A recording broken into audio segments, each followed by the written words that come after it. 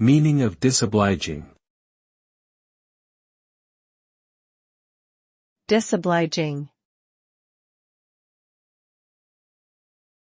Disobliging. Disobliging. Disobliging.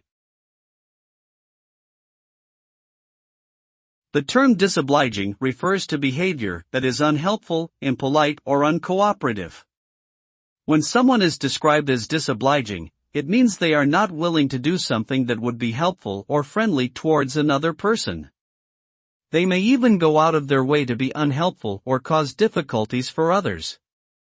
The result of disobliging behavior can be hurt feelings, strained relationships, and an overall negative atmosphere. It is important to strive for obliging behavior in order to foster positive and healthy interactions with others.